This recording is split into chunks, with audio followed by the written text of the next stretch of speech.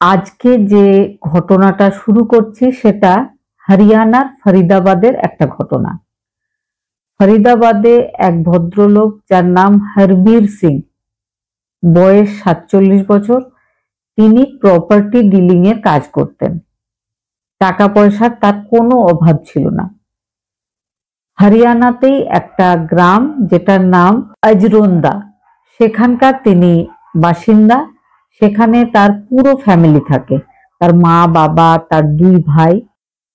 তিনি কর্মসূত্রে নিজের ফ্যামিলি, নিজের স্ত্রী সঙ্গীতা আর নিজের একমাত্র ছেলে সাহিলকে নিয়ে গ্রেটার ফরিদাবাদের সেক্টর 75 এর টেরা লেভিনিয়াম নামের একটা অ্যাপার্টমেন্ট, সেখানে একটা বিলাসবহুল ফ্ল্যাটে থাকেন।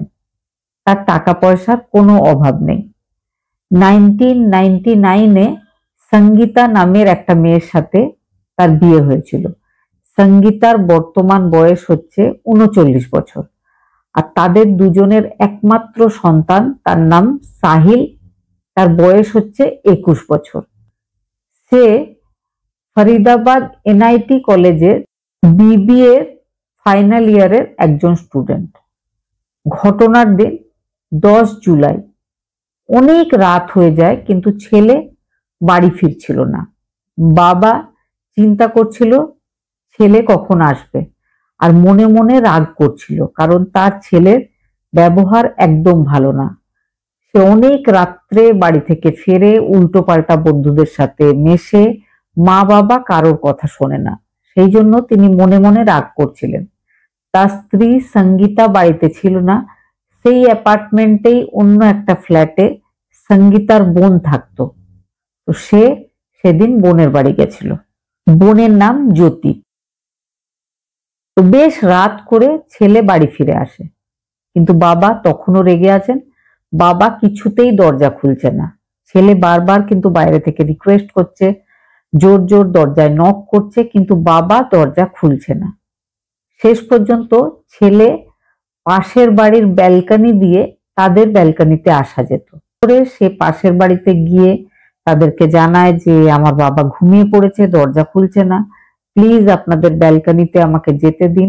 তো তারা তাকে দরজা খুলে দেয়। সে তাদের ব্যালকনি থেকে নিজেদের ব্যালকনিতে যায়। ছেলে অনেক চেষ্টা করার পর কিচেনের জানলা দিয়ে কিচেনে ঢোকে। যখনই সে কিচেনে ঢুকেছে, তার বাবা ব্যাপারটা বুঝে নিজের রুম থেকে কিচেনে এসে দাঁড়িয়েছেন। বাবা ছেলেকে বকাঝকা শুরু করেছেন। ছেলে বাবার উপর খুব রেগে গেছিল। এদিকে বাবা দরজা খুলতে দেরি করেছে, আবার তারপরে বকাবকি করছে। ছেলের রাগ এতটাই বেড়ে গেছিল যে কিচেনে রাখা প্রেসার কুকার হাতে নিয়ে সজোরে বাবার মাথায় 3 বার আঘাত করে। বাবা মাটিতে শুয়ে পড়ে। বাবা কিন্তু আর বেঁচে নেই। ছেলেটা চুপচাপ মায়ের ওয়েট করে। মাকে ফোন করে যে তুমি এক্ষুনি এসো। মা চলে আসে। মা দেখেই বোঝে যে বাবা আর বেঁচে নেই। সঙ্গীতা ছেলেকে কিচ্ছু না বলে মনে মনে ভাবেন যে ছেলের সঙ্গ দিতে হবে। তিনি একটা হসপিটালের হাউসকিপিং সুপারভাইজার। তো তিনি এই সমস্ত ব্যাপারগুলো খুব ভালোভাবে জানতেন। তিনি ছেলেকে নেক্সট ডে একটা প্লাস্টিক কিনে আনতে বলেন। সেই প্লাস্টিক দিয়ে ভদ্রলোকের বডিটাকে ভালোভাবে প্যাক করা হয়। প্লাস্টিকের পরে বিছানার চাদর দিয়ে প্যাক করা হয়, তার উপরে লেপ জড়িয়ে দেওয়া হয়, ভালোভাবে সেটাকে দড়ি দিয়ে বেঁধে দেওয়া হয়। তারপরে সেই বডিটাকে বক্স খাটের ভেতর রেখে দেওয়া হয়।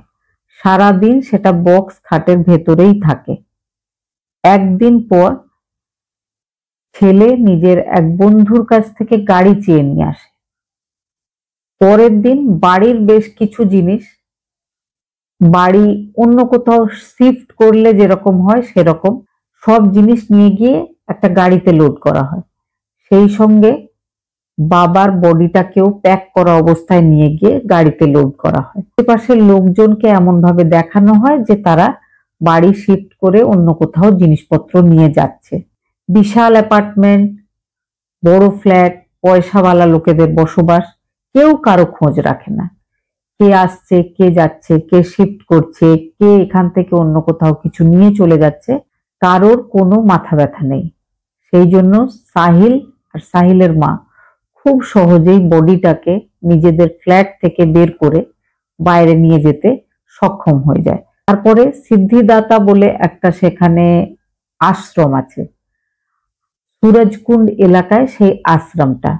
সেই আশ্রম থেকে 300 মিটার মতো দূরে একটা বড় ড্রেন আছে, সেই ড্রেনে ওই বডিটাকে ফেলে দেওয়া হয়। ফেলে দিয়ে তারা বাড়ি ফিরে আসে।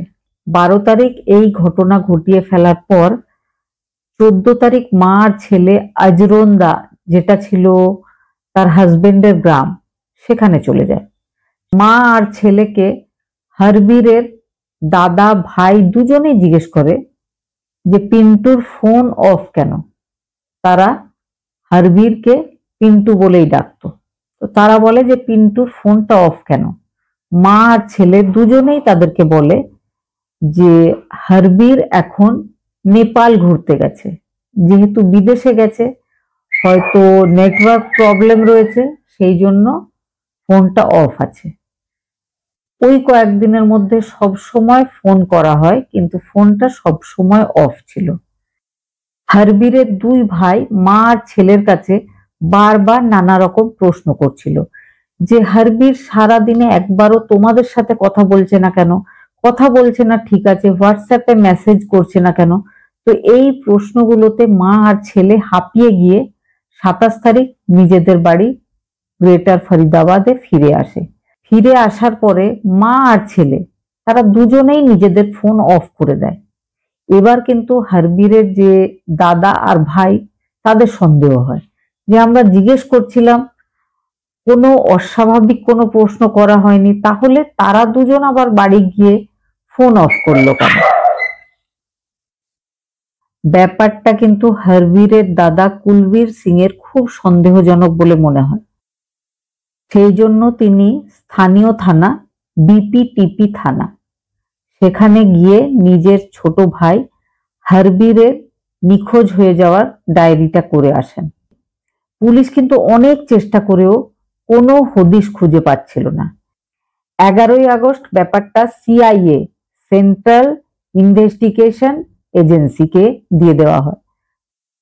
14ই আগস্ট কুলবীর সিং এর ফোনে কুলবীর সিং এর ভাই হরবীর সিং এর একটা হোয়াটসঅ্যাপ মেসেজ আসে। সেখানে সে লিখেছিল যে নেপালে আমার হাতে একটা ভুল কাজ হয়ে গেছে, আমি একজনকে মেরে ফেলেছি, সেই জন্য আর আমি কোনো দিন হয়তো ইন্ডিয়া ফিরে যাব না, আর তোমাদের সাথে আমার দেখা হবে না। যদি কখনো ফিরে যাই তাহলে হয়তো দেখা হবে, কিন্তু খুব বড় একটা অঘটন আমি ঘটিয়ে ফেলেছি, সেই জন্য আমি আর ইন্ডিয়া ফিরতে পারবো না। এই মেসেজটা সে দেখে, তার কিন্তু মনে হয় যে ব্যাপারটা একদম মিথ্যা সাজানো হচ্ছে।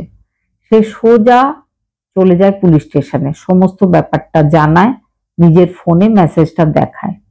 পুলিশ এবার কিন্তু হারবীরের লোকেশন যখন ট্রেস করে, তখন দেখে হারবীরের লোকেশন ফরিদাবাদেই দেখাচ্ছে। এটার লোকেশন কখনো নেপালে ছিলই না। 14ই আগস্ট সব ব্যাপারটা পুলিশকে যখন কুলবীর সিং জানায়, সে কিন্তু সন্দেহ জানিয়েছিল যে তার ভাইকে তার স্ত্রী, তার ছেলে আর তার স্ত্রীর বোন সব সময় বিরক্ত করে, আর সেই জন্য তার মনে হচ্ছে তার ছোট ভাইয়ের নিখোঁজ হয়ে যাওয়াতে তার স্ত্রী আর তার ছেলের হাত রয়েছে। এবার পুলিশ চাইছিল তাদেরকে অ্যারেস্ট করতে, কিন্তু পুলিশ দেখে যে মা আর ছেলে সত্যি সত্যি নেপাল বেড়াতে চলে গেছে।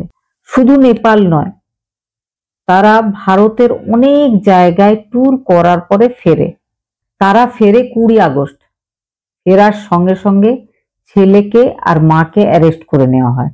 এদিকে পুলিশ তদন্ত করতে গিয়ে দেখে 12ই জুলাই সঙ্গীতার যে বোন জ্যোতি, যে সেম অ্যাপার্টমেন্টে থাকতো, সে ঘর চেঞ্জ করেছিল, সেখান থেকে শিফট করে অন্য কোনো এক জায়গায় গেছিল। সেই ব্যাপারটাও কিন্তু পরবর্তীকালে পুলিশের সন্দেহজনক বলেই মনে হচ্ছিল। মা আর ছেলের কাছে জিজ্ঞাসাবাদ হয়, ছেলে কিন্তু শেষ পর্যন্ত বলতে বাধ্য হয়। দেখিয়ে দিয়েছিল যে বাবার প্রাণহীন দেহ কিভাবে প্যাক করে সে কোথায় রেখে এসেছিল, ঠিক সেই জায়গাটা ছেলে দেখিয়ে দেয়। পুলিশ টিম বডিটা উদ্ধার করে। হরবীর সিং এর বডিটা উদ্ধার হয় 40 দিন পরে। 40 দিনের মধ্যে বডিটা প্রায় নষ্ট হয়ে গেছে, কিন্তু তার হাতে পড়া থাকতো একটা কড়া। সেই কড়াটা দেখে তার ভাই শনাক্ত করেন যে এটাই তার ভাই।